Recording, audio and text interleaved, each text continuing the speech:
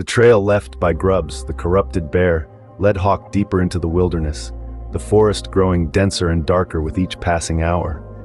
Shadows danced among the trees, and the air was heavy with the scent of decay, a foreboding reminder of Granny Ursula's malevolent presence. Hawk moved swiftly and silently, his senses attuned to the slightest disturbance in the natural world. The moon cast an eerie glow through the canopy, illuminating the path ahead. As he followed Grub's trail, Hawk's mind raced with thoughts of Lord Renfield's fate. The trail eventually led to a small clearing, where Hawk discovered signs of a struggle, a torn piece of noble attire, bloodstains on the ground. Hawk's jaw clenched with determination as he examined the scene, his resolve strengthening. "He's close," Hawk muttered to himself. "I won't let Ursula's pet take another life." With renewed purpose, Hawk pressed onward, his footsteps silent on the forest floor. As Hawk continued his pursuit, he caught sight of Grubs up ahead, a massive silhouette moving swiftly through the underbrush. Hawk's heart quickened as he closed the distance, his eyes fixed on the corrupted bear. With a deft movement, Hawk drew his enchanted bow and notched an arrow infused with ancient magic. He took careful aim, waiting for the perfect moment to strike. As Grubs burst into a small clearing, dragging Lord Renfield behind him, Hawk released the arrow.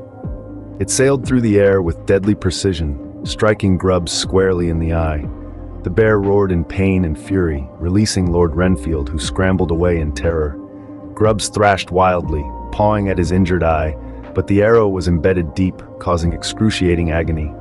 Hawk seized the opportunity, drawing another arrow as he closed in on the wounded bear. "You won't harm anyone else," Hawk said grimly, his voice filled with resolve.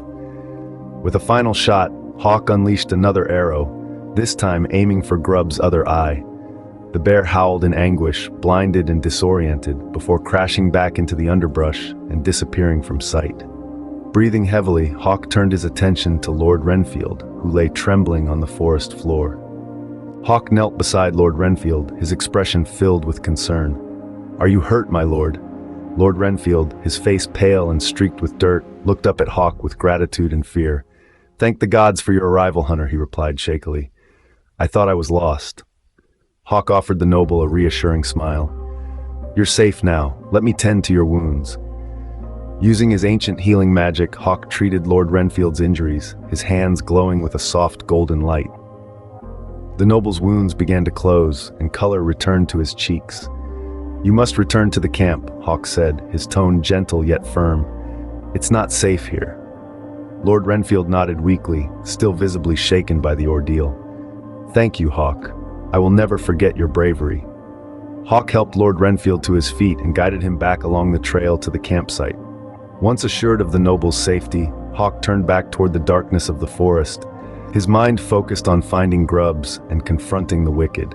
As Hawk ventured deeper into the woods, the forest grew eerily quiet, a stark contrast to the chaos that had unfolded moments before.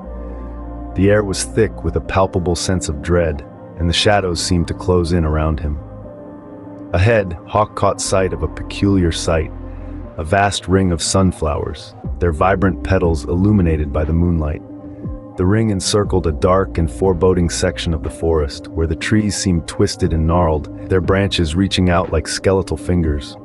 Hawk hesitated at the edge of the sunflower ring, his senses on high alert.